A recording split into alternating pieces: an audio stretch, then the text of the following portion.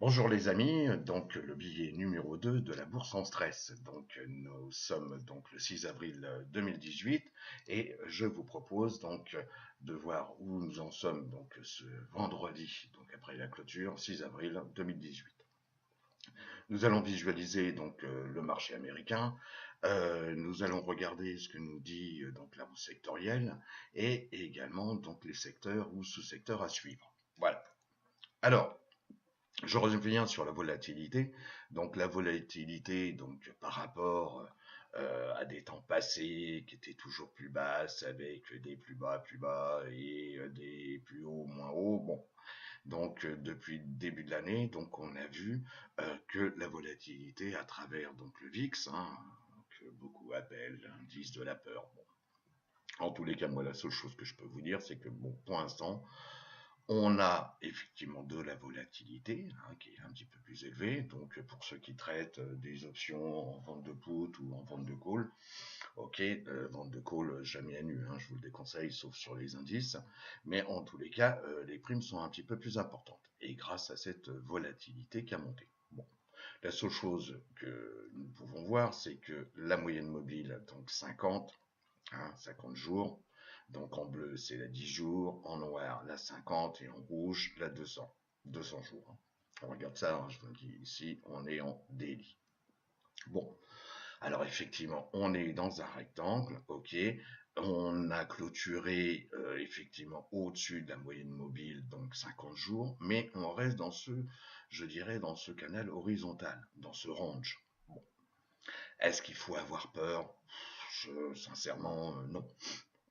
En tous les cas, pour l'instant, tant qu'on n'a pas dépassé les plus hauts, on a fait des tentatives, oui, on a des mèches, bon, etc. Mais on reste toujours dans ce gabarit. Bon, donc que la volatilité soit un petit peu plus élevée, elle a tellement été basse que, bon, à un moment donné, il faut bien que les choses changent un peu. Alors, vous savez également que je regarde donc à travers deux ETF adossés sur le VIX. Donc je compare, je reviens sur le fait comme quoi la valeur ici n'a aucune importance, c'est simplement la trombinette qui est importante. Donc je compare le court terme, ok, avec le moyen terme. Donc à travers deux ETF qui s'appellent donc VXX, que je divise par rapport au VIXM. Bon, donc on en a déjà parlé lors de la première vidéo. Bon, ok, on avait donc ici cassé la 50D, ici la 200D. Bon, mais même chose, on reste, même si on a la moyenne mobile ici 50 qui est montante et qui vient de croiser la 200, on s'est appuyé sur la 200, donc les cours se sont appuyés sur la 200D, ok. La tendance ici de la moyenne mobile 50D est montante, d'accord, mais on reste toujours dans ce canal. Bon, alors, et tout compte fait, vendredi, on a clôturé sous la moyenne mobile, donc 10 jours. Alors, il faut, je dirais, peut-être se contenter de dire comme quoi la volatilité est un petit peu plus importante. Donc là, je me répète, mais de là avoir peur, non. Alors, ça aussi, c'est une comparaison que j'utilise, c'est comparer donc à travers donc l'ETF SPY, qui est simplement adossé sur le SPX, donc le SP500, et je divise ça par rapport à un secteur, le secteur Utilities, qui est souvent utilisé quand il y a un doute, la peur, donc voilà. Bon. Alors là, effectivement, on voit comme quoi, c'est aussi peut-être parce que XLU a pas trop bougé et que SPY a baissé, donc effectivement, numérateur, dénominateur, donc on voit comme quoi la comparaison, on a clôturé vendredi sous la moyenne, donc 10 jours, ok, et que effectivement la moyenne mobile 50 a changé d'orientation. On a eu ici parce que le SP500 est monté comme une fusée, donc début d'année, ok. Mais en tous les cas, pour l'instant, on est encore au-dessus donc de la moyenne mobile 200. Bon, alors il se passera ce que les marchés ont décidé de faire donc dans un futur proche. Mais pour l'instant, je dirais comme quoi c'est à suivre, mais de là à s'inquiéter, non. Et de toute manière, ici, on s'est appuyé sur une zone, je dirais donc de support ici. Bon, Et ici, je vous ai dessiné un canal, enfin une ligne de tendance, ok, qui correspondait au plus haut ici. Est-ce qu'on va venir s'appuyer ici? Peut-être, peut-être, peut-être. Voilà, c'est le temps qui me le dira. Alors ça aussi, on en a parlé lors de la première vidéo, donc c'est l'ETF adossé sur le wood, hein, donc le bois par rapport à l'or. Il y en a un qui est un produit refuge, c'est l'or, et le wood, c'est un produit, je dirais comme quoi, qui est le reflet de la consommation, et entre autres dans l'immobilier, que ce soit la construction ou l'extension de maison. Bon, donc pour l'instant, je dirais comme quoi la tendance est quand même franchement positive, donc ça veut dire que les investisseurs investissent beaucoup plus sur le bois que sur l'or, et que effectivement, là, on a fait un plus haut. Bon, et que la tendance de la SMA 50 est quand même bonne, elle est montante, et que la SMA 200D est quand même en dessous, et qu'elle est montante aussi. Bon, et là, on a clôturé au-dessus de la moyenne mobile 10 jours. Bon, de là à avoir peur, non. Comparer également donc le SP500 à travers le TFSPY par rapport à l'or. Bon, c'est pareil, c'est un petit truc qu'il faut regarder. Si vous voulez, plus vous allez faire des... Alors bien entendu, il ne faut pas faire 10 heures de comparatif pour avoir une opinion, parce que dans ce cas-là, on ne va jamais avancer. Mais simplement, c'est utiliser euh, un nombre raisonnable de comparaisons pour avoir la feuille de route. C'est-à-dire visualiser ce que les marchés nous disent et ce que les bougies nous disent et les moyennes mobiles aussi. Voilà. Donc là, on voit comme quoi, parce que le SP500 donc, a baissé, oui, effectivement, ici, la comparaison fait comme quoi, on voit bien, comme quoi, ici, on a touché un plus bas qu'ici, et que on a tenté le jeudi, donc, à franchir de nouveau la moyenne mobile de 100 jours, et puis que vendredi, patatrac, on est revenu s'appuyer, donc, sur la SMA 10 jours, et on a même clôturé en dessous de celle-ci. Mais, cependant, la moyenne mobile de 100 jours et quand même, elle continue de monter. Même si la moyenne mobile 50D a commencé à s'infléchir et à changer de direction par rapport à ici. Mais pour l'instant, la 50D n'a pas croisé à la baisse la 200. Bon, alors les marchés sont extravagants et que... Mais en tous les cas, je dirais comme quoi il faut être prudent. Avoir peur, non. Alors, les marchés US. Donc là, je vais aller beaucoup plus vite que lors de la première vidéo, parce que sur la première vidéo, je vous ai donné des explications. Si vous avez besoin de vous rafraîchir la mémoire, regardez de nouveau la première vidéo où je donne beaucoup plus de détails. Là, le but, c'est faire un scanning de ce qui se passe sur les marchés américains que je ne fais, enfin que je traite essentiellement. Alors, on va voir le SP500, le Dow Jones industriel, le Nasdaq, le Russell 2000 et la saisonnalité du SPX, comme on a vu donc lors de la première vidéo. Alors, donc on va regarder sur deux échelles de temps, donc en daily et en weekly, parce que ça aussi c'est très très très important. Alors, on pourrait regarder également en horaire, mais déjà pour avoir la bonne direction, savoir où les marchés se situent, déjà si on regarde en daily et en weekly, je pense qu'on a en tous les cas des choses qui apparaissent et les cours sont là pour nous dire où on en est. Alors demain c'est un autre jour, oui bien sûr, mais en tous les cas, l'histoire fait comme quoi les choses sont peut-être un petit peu plus organisées qu'on pourrait le penser. Alors, on revient sur les lignes de tendance, donc c'est un canal haussier pour le SP500, donc je suis en daily, là sur TradingView, on voit comme quoi j'ai One Day, bon, et que on s'était appuyé donc sur le bas du canal haussier, donc qui sert de support, qui en même temps, vous voyez, donc courant février, on avait la SMA 200, 200D, ok, et puis là, on a fait un swing haut, donc un swing high, excusez-moi, un swing low, un swing high, et puis ici, sur l'SP500, on avait fait un plus haut par rapport à ici. Alors, on n'a toujours pas dépassé le plus haut ici, oui, soit, mais en tous les cas, on avait fait un plus haut par rapport à quelques jours et par rapport à quelques semaines. Et puis là, patatrac, on est revenu donc à la baisse avec les nouvelles, avec Trump, la guerre commerciale entre la Chine, les États-Unis, avant c'était juste avec l'Europe, enfin bon, le Canada, le Mexique, bon. Alors, tout ça, bon, ça peut amuser la galerie, les gens prennent peur. Mais, en tous les cas, la seule chose que je vois, moi, c'est qu'on est de nouveau dans un rectangle. Et on vient donc toujours s'appuyer, que ce soit donc en clôture ou en ouverture, s'appuyer soit sur la SMA 200 jours, soit sur la ligne de tendance ici, donc le bas du canal haussier, donc qui sert, et je vous rappelle que ce sont toujours des zones et non pas une valeur absolue. Et on s'appuie dessus. Ok, alors même si vendredi on a clôturé plus bas que ce qu'on avait clôturé la veille. Bon, ok, mais on est toujours dans la même zone. Vous voyez, et même si le jeudi, on a essayé donc de quitter hein, ce rectangle, ok, on a fait une excursion, mais bah, on revient dessus et on vient s'appuyer sur le bas donc du canal haussier qui sert de support. Bon, on va regarder maintenant en weekly. Alors en weekly, bah, voilà, donc on voit bien comme quoi ce canal haussier, on voit bien le rôle joué par la moyenne mobile 50 semaines, ok, qui est bien au-dessus de la 200 semaines. Et toutes les deux sont encore pour l'instant montantes. Donc les cours sont là pour nous dire comme quoi, oui, bah, il y a des périodes où c'est un petit peu plus compliqué que d'autres. Oui, voilà. Mais pour l'instant, s'alarmer, non. Le Dow Jones. Alors, le Dow Jones, donc, c'est un peu la même histoire.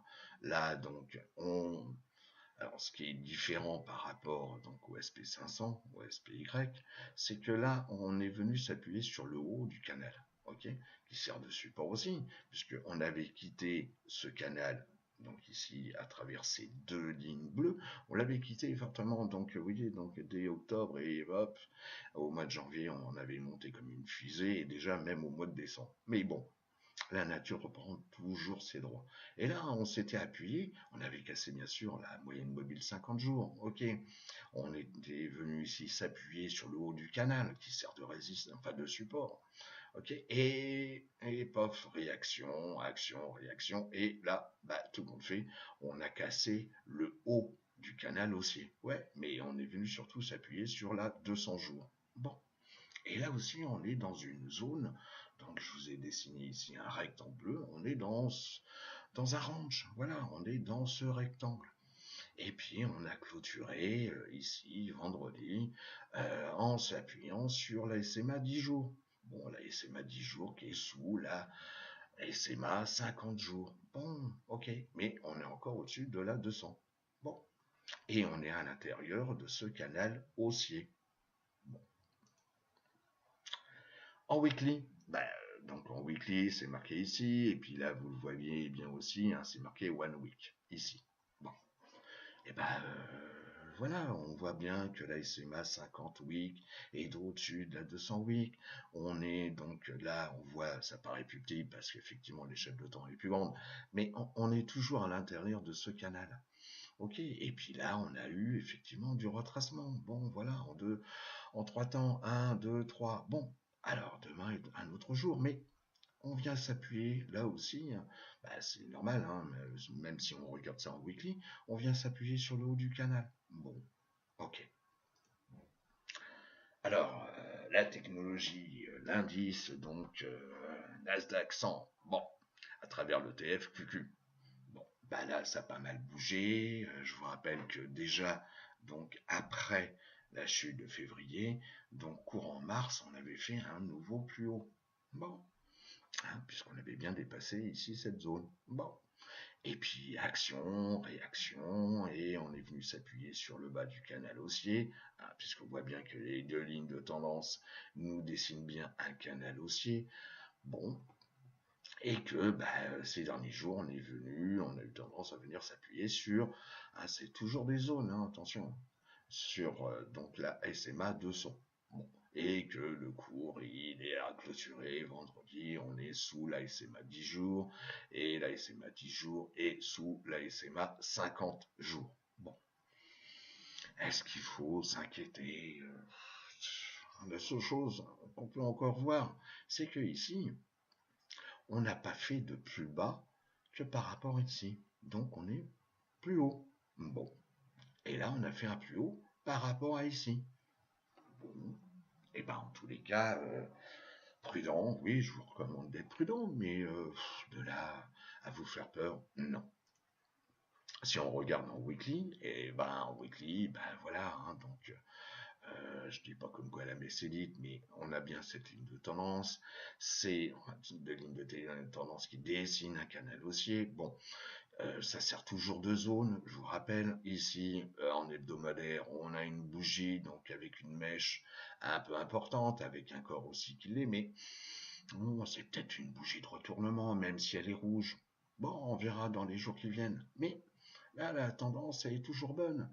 Même si on a vu en daily, je reviens en daily, comme quoi la SMA ici, 50D, donc a changé de direction, elle commence à s'aplatir, et puis là, elle commence à baisser. Oui, mais je reviens en weekly, bah, la 50 semaines, elle est quand même bien montante.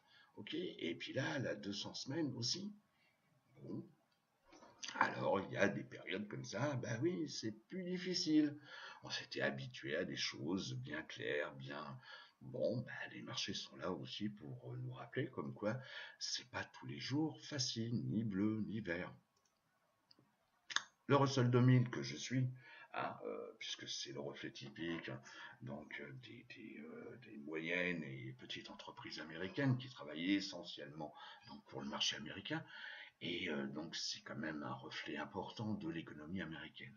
Bon, et ben là, oui, on a la SMA 200, donc puisqu'on est de nouveau en daily hein, pour le Russell 2000, à travers le TFIWM, là c'est marqué aussi One Day. Bah, pour l'instant, on est venu s'appuyer sur la 200 jours. On revient ici s'appuyer sur la 200 jours. Bon, la SMA 50 a eu tendance à s'aplatir, à remonter, elle commence de nouveau à changer de direction.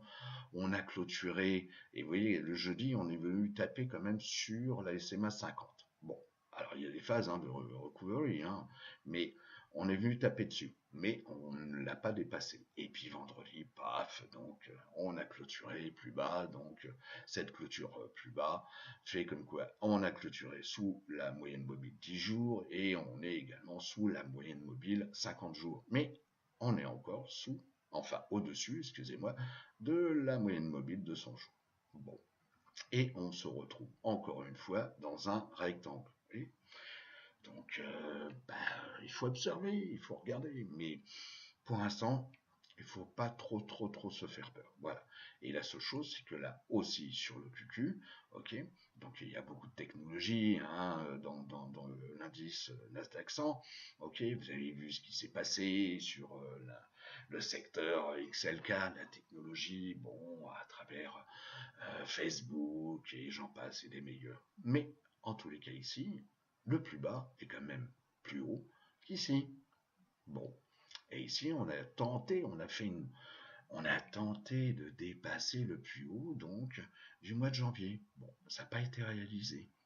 Bon, tant qu'on n'a pas dépassé là, eh ben on peut pas dire comme quoi on revient sur un trend haussier. Pour l'instant, on est dans une zone de congestion. Bon. En weekly, eh ben bon, là on voit bien comme quoi on a ici une ligne de tendance. Si je la duplique, on a un canal haussier. Bon, on a ici toujours tendance à venir s'appuyer sur la 50 semaines. Bon, et la 50 semaines est bien au-dessus de la 200 semaines. Et les tendances sont quand même haussières. Bon, alors là, on joue avec la 10 semaines. Bon, d'accord, on est venu la titiller en haut, ok, on a eu tendance à venir s'appuyer sur la 50 semaines ici, ok, donc sur la semaine donc, qui vient de se passer. Mais pour l'instant, il n'y a rien d'alarmant. Voilà. Soyez prudents, bien sûr. Mais s'alarmer, non. Je me répète, mais c'est pour vous communiquer le message. Et puis également, j'ai mis quelque chose de nouveau, hein, puisque depuis tout à l'heure on les voit, mais j'en ai pas parlé. Sur les marchés, je dirais qu'il y a deux périodes très importantes, c'est le mois de janvier et le mois de juillet. Bon. Et que les opérateurs comme on dit, les vieux de la vieille connaissent ça. C'est-à-dire, c'est que on va définir le plus haut et le plus bas, par exemple de janvier 2017, parce qu'on n'est pas encore arrivé au mois de juillet, donc on s'occupe de janvier, et on dessine la même chose, donc le plus haut et le plus bas de janvier 2018. Et on aurait pu dessiner également les plus bas et les plus hauts de janvier 2016. Et cette époque du mois de janvier est très très important. Et elle a tendance à définir ce qui risque, je dis bien ce qui risque de se passer sur les mois après le mois de janvier. À savoir que déjà premièrement, on a des époques où le plus haut et le plus bas de janvier de l'année en cours est plus bas que l'année précédente. Là, c'est pas le cas. On a bien un plus haut et un plus bas du mois de janvier 2018 qui est plus haut que le plus haut et le plus bas de janvier 2017. Donc ça, c'est un indicateur que j'utilise. Vous l'utilisez pas, vous faites comme vous voulez, mais c'est également révélateur sur la suite que les marchés, la direction, on va dire la direction que les marchés souhaitent. Voilà. Et donc pour l'instant, oui, effectivement, on clôture plus bas que, donc en tous les cas cette semaine, on a clôturé plus bas que le plus bas de janvier 2018. Mais bon, on a toujours cette tendance de fond qui est là. Alors, également pour cette vidéo numéro 2, petite nouveauté, puisqu'il faut regarder également les volumes. Parce qu'un cours sans volume, et je vous rappelle que la majorité des indicateurs utilisent donc le temps, le cours et les volumes. Donc là, c'est étudié. Donc là, je vous ai mis la clôture de vendredi soir. Donc quand la cloche elle a fait bling bling. On regarde ici donc le changement de prix en pourcentage donc sur la journée de vendredi depuis une semaine, donc la semaine passée, ok, donc en pourcentage. Et là, l'augmentation du jour en termes de volume. Parce que les volumes, même si vous avez un cours qui clôture plus bas que la veille, je vous dirais comme quoi les marchés financiers, c'est un échange. Il y a celui qui vend, il y a celui qui achète. Et vous ne vendrez quelque chose qu'à quelqu'un qui veut bien l'acheter. Donc une augmentation de volume est également quelque chose d'important à suivre. Et là, je vous dirais quand même que effectivement sur le Dow Jones et surtout le SP 500, il y a eu une sacrée augmentation du volume. Bon, alors vous allez me dire, oui, mais c'est parce qu'il y a ceux qui veulent vendre, ils veulent absolument vendre. Oui, mais s'il n'y a pas d'acheteurs, eh ben, ils vendront pas. Donc, il y avait forcément des acheteurs et qui profitent peut-être de la panique ou de la peur des vendeurs. Donc là, je vous mets quelque chose d'important, c'est une nouvelle notion. C'est ce qu'on appelle les phases d'accumulation et de distribution. Bon, qui se calcule sur 15 jours, donc sur 2 semaines. Donc ça veut dire 10 jours de trading, ok? Donc 2 semaines. Et on a été dit très simplement, si le cours, et là, bon, je l'ai marqué en anglais, ok, voilà, bon, je pense que c'est pas un handicap. Donc on va différencier l'accumulation et la distribution. L'accumulation, c'est simplement quand vous avez un cours qui clôture aujourd'hui plus haut qu'il a clôturé hier et avec un volume plus haut aujourd'hui que celui d'hier. Si par contre le cours a clôturé plus bas aujourd'hui qu'il ne l'a fait hier, mais avec un volume plus important, eh ben, nous sommes en phase de distribution. Alors distribution, c'est comme si vous voulez des joueurs de cartes, vous voyez. Vous avez plein de cartes dans la main, et puis à un moment donné, vous pensez comme quoi vous en avez trop. Donc vous allez distribuer vos cartes. C'est une image, mais c'est pour vous expliquer. Parce que vous pensez que le risque peut être important, vous avez trop de cartes, il faut vous défausser. Donc je distribue aux autres joueurs, ok, mes cartes. Voilà, de telle sorte que je puisse avoir à la fin de la journée, moins de cartes. Voilà, c'est le but. Donc, c'est une image, mais c'est pour vous montrer ce que c'est qu'une phase de distribution. Et l'accumulation, ben, c'est l'opposé. C'est-à-dire que vous estimez comme quoi vous n'avez pas assez de cartes, et ben vous allez forcément chercher à en avoir d'autres pour élargir votre jeu, pour élargir votre choix. Donc comparer les phases de distribution et d'accumulation, c'est important. Ça peut parfois définir je dirais, des inversions de tendance. Bon. Donc là, c'est le jour de vendredi, donc le 6 avril. Donc, eh ben, on voit comme quoi tous les cours ont clôturé plus bas que la veille et avec une augmentation, et c'est pour ça qu'on voit ici, hein, avec une augmentation des volumes.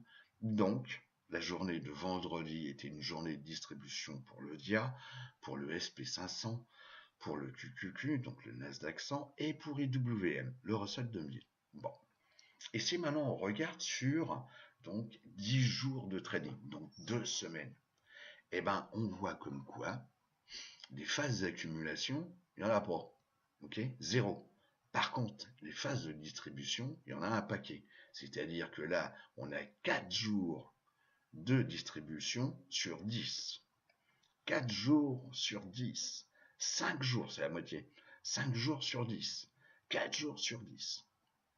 Donc ça veut dire que, alors, il y a des gens qui vont interpréter ça en disant, ça y est, Philippe, c'est le retournement, on va directement sur le marché baissier, et oui, tous les gens veulent vendre. Oui, mais par rapport à ce qu'on vient de voir avant, ouais, bah on n'a pas fait forcément des plus bas. Mais les gens prennent peur et donc il y a ceux qui achètent. Donc on est en phase de distribution et il se pourrait qu'on ait un retournement dans le sens où effectivement, à force d'avoir de la distribution, eh ben, on va peut-être avoir de nouveau de l'accumulation, où là, on va faire monter les cours et avec des volumes plus importants. Bon, voilà. Donc ça, c'était une nouvelle notion. C'est quelque chose que j'utilise. Vous le faites pas. Je vous transmets simplement les outils que je regarde, que j'utilise. Alors, on revient sur la saisonnalité du SP500. Bon, alors, on l'avait vu lors de la première vidéo, donc c'est toujours, je vous rappelle, 2009 à 2017. Et là, comme le mois de mars a fini, eh ben, on voit bien comme quoi on est à l'opposé des statistiques. C'est-à-dire que la statistique est basée sur un fait où généralement au mois de mars 67% des fois, on clôture à la fin mars plus haut qu'on a commencé au début du mois de mars. Et ben pour mars 2018, et ben on est dans cette partie-là, comme on l'a été au mois de février et comme on l'a été effectivement au mois de janvier. Hein. Donc ça, regardez de nouveau la première vidéo. Alors vous dire comme quoi le mois d'avril, il va se passer exactement la même chose, et ben c'est le mois d'avril qui va me le dire. Et on a 3 mois qui sont divergents par rapport aux moyennes hein, de janvier, février, mars. Bon, ça ne veut pas dire comme quoi au mois d'avril, on va voir la même chose. Attention, attention, le mois d'avril peut être surprenant. Voilà. La roue sectorielle. Alors, j'en ai parlé pendant la première vidéo, donc c'est votre ami, c'est un indicateur avancé donc des économies. Donc, celle-ci, la roue sectorielle, tourne à différentes vitesses. Donc, on va la voir en 3 mois, 6 mois et donc 1 an. Bon, c'est comme la montre, hein, c'est les secondes. Hein, et elle tourne, hein, les aiguilles, elles tournent bien toujours, mais vous avez l'aiguille des secondes, des minutes, des heures. Bon, donc elle ne tourne pas du tout à la même vitesse. Donc la roue sectorielle, c'est votre ami. Ben oui, c'est là où vous allez voir comme quoi on peut avoir des changements de cycle, on peut avoir des périodes de contraction, et on voit certains secteurs surgir, c'est peut-être exagéré, mais en tous les cas performer, ou en tous les cas ne baissant moins que d'autres secteurs comme par exemple les utilities, XLP, les consumer staples, ok, c'est ce que j'appelle les couches-culottes, oui, et on peut avoir sur une période très courte des secteurs qui apparaissent parce qu'on va se réfugier dessus pour avoir du récurrent, des dividendes, la peur, le si, bon. Et bien entendu, vous allez utiliser un timing de 3 mois, de 6 mois, 1 an, voire plus, mais enfin bon, déjà 1 an c'est beaucoup, mais en fonction de votre champ d'horizon d'investissement. Il n'y a que vous qui pouvez décider comment vous allez investir, comment vous allez vendre des options, par exemple, pour en acheter. Donc c'est votre horizon d'investissement. Ok. Donc, par exemple, regardez la roue sectorielle sur 3 mois, alors que vous êtes un investisseur de fonds sur du très long terme. Ouais, bah, en tous les cas, adaptez la bonne aiguille par rapport à votre horizon d'investissement. Bon, moi je vous l'ai déjà dit, moi je travaille sur du moyen terme, très court terme, ok, donc je regarde essentiellement ce qui se passe sur 3 mois. Mais vous n'êtes pas obligé de faire comme moi. Alors, ça, on l'a déjà vu, je ne vais pas revenir là-dessus. Hein, donc, la roue tourne à différentes vitesses. Ok, on a. Donc, ça, on l'a déjà vu sur la première vidéo. Donc, je ne vais pas revenir. Expansion, compression, ça, c'est les cycles des économies. Voilà. Et puis, généralement, on arrive au top donc des économies quand on est déjà bien avancé ici, hein, puisque je vous rappelle que la roue sectorielle est un indicateur avancé. Donc généralement, au niveau des secteurs qui prédominent, on est déjà là quand on est au top donc des économies. Alors, on va regarder d'abord sur 3 mois, donc au 6 avril. Donc sur 3 mois, vous voyez comme quoi tous les secteurs ont quand même baissé. Alors, vous avez des secteurs qui baissent moins que d'autres. Ok. Et parfois, certains ressurgissent. Donc on va voir lesquels. Donc sur 3 mois, vous voyez, on a toujours les biens et services donc de consommation X et Y, qui sur 3 mois n'a baissé que j'arrondis de moins 0,8%. Bon. Et puis celui-là, on l'avait vu, mais il n'était pas en deuxième position sur 3 mois. XLU, les utilities, la peur, euh, on va se réfugier dessus. C'est des grosses boîtes qui distribuent du récurrent, donc des dividendes. Voilà, bon, on va aller là, c'est bon. Et vous voyez, comme quoi on est en deuxième position. Bon.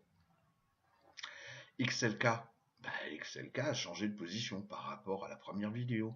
Donc là, voilà, on est à moins 3%. Bon, c'est pris une petite tarte dans la figure. Bon, voilà, bon.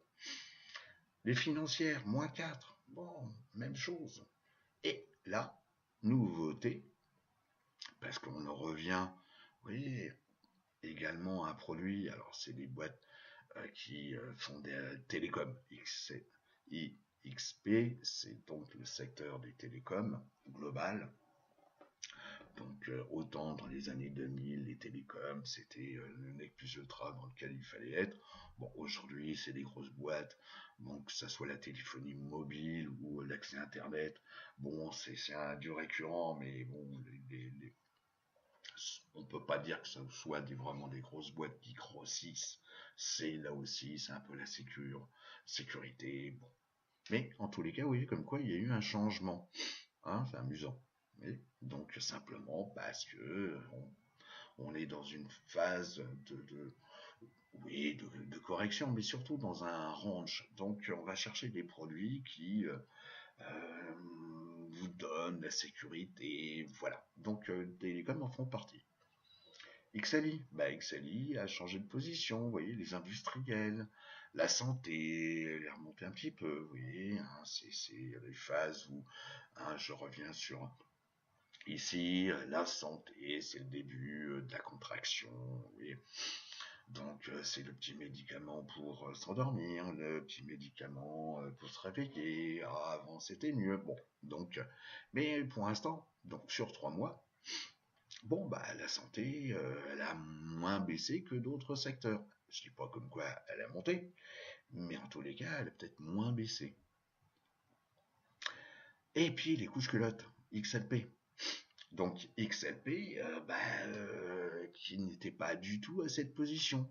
Donc la même chose, elle a baissé, oui, mais moins que d'autres. Bon. Maintenant, si on regarde sur 6 mois, Alors sur 6 mois, donc vous voyez, la pondération du temps est beaucoup plus importante. Vous voyez, il y a moins de bruit, ce qu'on appelle moins de bruit de marché. Bon, et ben sur 6 mois, on a encore les biens et services, donc XLY, donc cyclique, ouais, excusez-moi, donc plus 10. Bon, bah c'est pas zéro, hein, c'est plus 10. Ok. La technologie, ok, qui a baissé par rapport à l'autre fois, oui, bah oui, mais en tous les cas, deuxième position et on est encore positif. Les financières, troisième position, bah on est encore positif. Les industriels, et bah même si c'est pas grand chose sur 6 mois, ok, ben c'est quand même plus 2. Bon, hein, j'arrondis. Et puis l'énergie, l'énergie, on a vu, hein, c'est bon, c'est un secteur également à suivre, hein, par rapport à la bourse sectorielle. Donc reportez-vous à celle-ci. Bon, ouais, elle est là. Les couches culottes, XLP, même chose. Elle n'était pas là, donc l'or il y a 15 jours. Bon, bon. Les produits de base. Bon, et ben, produits de base, le cuivre, l'acier, etc. Bon, et ben, il a un peu baissé, oui, sur 6 mois, d'accord. Mais il a changé aussi de position. Bon, et la techno, les télécoms qu'on revoit, qui n'étaient pas du tout là, donc il y a 15 jours. Bon, bah, vous voyez, comme quoi il y a des choses qui, pendant les périodes de doute, qui ressurgissent. Donc, XLP en fait partie, les télécoms, ok, bon, on va voir ça. Maintenant, sur un an. Alors, sur un an, effectivement, la pondération du temps est encore plus importante. On voit comme quoi, bah, effectivement, hein, la technologie, tac tac, on est fortement monté, on a redescendu. Bon, mais pour aller plus haut, il faut savoir aussi redescendre. Donc sur un an, eh ben, on a toujours donc la technologie, les financières, les biens et services cycliques, XLY, et les industriels. En tous les cas, sur un an, on est encore dans la bonne direction, qui est des retours de bâton sur les marchés. Oui, mais en tous les cas, sur un an, bah, voilà. Donc celui qui a investi sur les 3 premiers secteurs il y a un an, c'est le cas, les financières et les biens et services donc cycliques, et ben bah, tout compte fait, sans rien faire, il gagnerait 22% sur sa position, un j'arrondis, un 17% sur les financières et donc 16% sur les biens et services cycliques. Bon bah voilà. Et sur les industriels. Mais bon là c'est en quatrième position. Bon. Donc vous voyez comme quoi pour l'instant il n'y a rien d'alarmant. Alors, pour les jours qui viennent, il est important, si vous voulez, de suivre ce que je vous ai indiqué, les secteurs. On a parlé des utilities, on a parlé des télécoms, alors qu'il y a 15 jours, les télécoms, je vous en ai même pas parlé. Et là, gling gling. Oui, donc, bon, ils sont là. L'énergie, ok. Et puis XLP. Et ces 4 produits, enfin ces 4 secteurs, sont quand même des secteurs où on va se réfugier à un moment donné de doute, de crainte ou en cas de retour, enfin en tous les cas de renversement des cycles économiques. Bon, alors XLU. Eh ben, XLU, vous voyez, donc les utilities. Donc là, je vous ai indiqué, donc on est uniquement en weekly. J'ai enlevé le bruit de marché, si vous voulez, donc on regarde ça uniquement en weekly. Bon, eh ben, à un moment donné, effectivement, on peut dire comme quoi la tendance est haussière sur les utilities. Mais quand on fait des comparaisons SPY divisé par XLU, ça veut dire que c'est SPY qui a monté beaucoup plus fortement que XLU. Hein, le fait d'avoir ici une pente qui est montante et tout, mais la vitesse n'est pas la même. Mais en tous les cas, XLU monte bien. Hein, les plus hauts sont plus hauts et les plus bas sont plus bas. Et puis là, ben, on a fait un plus haut, ok, donc en la fin donc, décembre donc 2017. Et puis là, patatrac, ok, on a fortement baissé, on est revenu s'appuyer sur le bas du canal qui sert de support. Et puis là, bah, pour l'instant, bah, ça a moins bougé que, oui, que les indices, que ce soit SPY, QQ ou DIA. Bon, et même IWM. Donc on est dans un rectangle que je vous ai dessiné ici, une phase de congestion. On est sous la moyenne mobile 50 week, ok, mais on est au-dessus de la 200 week, ok. Et on est venu s'appuyer, on continue de s'appuyer sur le haut, donc, enfin en tous les cas sur la zone de support ici définie par la ligne de tendance. Bon, alors, je vous en ai dessiné deux. Bon, ok, pour faire joli. Mais en tous les cas, on s'appuie bien donc sur cette ligne de tendance et vous avez la deuxième qui prend appui simplement sur les plus bas. Bon. Mais pour l'instant, on est quand même dans ce rectangle. Même si on a essayé, on a fait des tentatives, il y a toujours des tentatives. Mais bon, c'est des zones, ce qu'on appelle la chasse au stop. Si bon, voilà, on essaye de casser et puis on revient dedans. Bon, voilà, donc on revient à l'intérieur de ce rectangle. Bon, les télécoms, alors ça, les télécoms, vous voyez, donc ça fait partie des choses où le spéculateur, l'investisseur, les fonds viennent se réfugier. C'est des grosses boîtes, téléphonie, GSM, accès Internet. Bon, c'est du récurrent, ça a plus, si vous voulez, cette image de technologie qu'il y avait dans les années 2000. Bon, mais en tous les cas, on voit comme quoi il est moins baissé que l'autre. Oui, là, si on regarde, donc depuis début 2018, oui, il y a eu une baisse, mais beaucoup moins que certains indices ou certains secteurs. Et là, on se situe à l'intérieur d'un canal. Oui, donc je vous ai dessiné un beau rectangle et on est à l'intérieur de. Bon, et on est en weekly.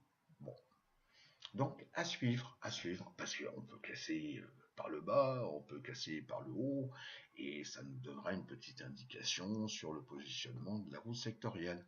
Voilà, c'est ce que ça veut dire. Pour l'instant, bon, le cours, il est quand même sous la SMA, donc 50 week, et la 50 week est en dessous de la 200 week. Mais on est dans une phase de congestion, et si on compare par rapport au secteur ou certains indices, eh ben on a moins baissé. Voilà, voilà, c'est ça que ça veut dire. L'énergie. Alors bon, bah, l'énergie, on est toujours en weekly, ok. Bah, on en a parlé l'autre fois, bah, on est toujours dans la même zone. Vous voyez, on vient s'appuyer, hein, que ce soit l'ouverture ou la clôture, même si on a les mèches, hein, mais on vient toujours soit s'appuyer en ouverture ou en clôture, donc de semaine, sur la ligne de tendance qui est ici. Bon, ok. Et puis, pour l'instant, bah, on peut dire que la SMA 50 week est en dessous de la 200 week. Bon, ok. Mais bon, pour l'instant, on est dans cette zone de congestion et que bah, ici, on n'a pas fait de plus bas qu'ici. On n'a pas fait de plus haut, soit, mais les plus bas sont quand même plus hauts que c'est plus bas, c'est plus bas. Bon, donc, wait and see, à suivre. Ah, bah voilà, ce que j'appelle les couches culottes. Les consumers staples. Alors, pour l'instant, on n'en a jamais parlé parce qu'effectivement, il était loin dans le panier des secteurs. Bon, et ben, c'est comme toute chose. Hein, c'est quand il y a d'autres secteurs qui continuent de baisser ou ça stagne ou bon, il y a un peu d'inquiétude. Et ben, les gens revendent leur position et viennent se positionner sur des secteurs ou des sociétés qui sont plus pépères, où on a du dividende, où c'est plus sécure, c'est-à-dire que ça baisse généralement moins et moins vite que d'autres secteurs. Donc, bah, c'est ce qui s'est passé, et bah, en tous les cas, pour XLP. Donc, on voit comme quoi, début d'année, on a fait un plus haut, ouais, mais vous voyez, c'est la même chose, c'est pas le truc qui monte comme une fusée. Vous voyez, ça n'a pas monté aussi vite que le SP 500. Vous voyez, regardez, comparez, vous allez voir. Mais en tous les cas, c'est le truc pépère. Bon, alors on a cassé ici effectivement une zone de support, mais parce qu'on est venu s'appuyer sur la 200 week. Et puis bah pour l'instant, bah voilà, on est là-dessus. On n'a pas baissé plus que d'autres secteurs ou d'autres indices. Voilà, c'est ça que ça veut dire. Et c'est pour ça qu'on le voit sur le scanner donc des secteurs. Alors à suivre, à suivre. Alors la tendance, hein, oui, on voit bien la tendance de la 200 semaines, on voit que la tendance de 50 semaines, bon, elle était quand même montante, on venait s'appuyer, ok, on s'écartait de cette moyenne mobile pour revenir la casser, et puis hop, bon. Mais les plus hauts étaient plus hauts et les plus bas étaient toujours plus hauts. Bon. Et puis là, bah, on a cassé de nouveau la SMA 58. Bon, mais en tous les cas, on vient s'appuyer. Alors, est-ce que ça va tenir? Oui, peut-être. On verra. Mais en tous les cas, on voit bien comme quoi ça a moins baissé que certains secteurs. Voilà, je me répète, mais c'est important. Donc voilà. Alors, j'espère que toutes ces informations vous seront utiles. Et en tous les cas, je vous dis à très très bientôt. Portez-vous bien, des amis. Et surtout, ne vous faites pas peur. Ok? À bientôt.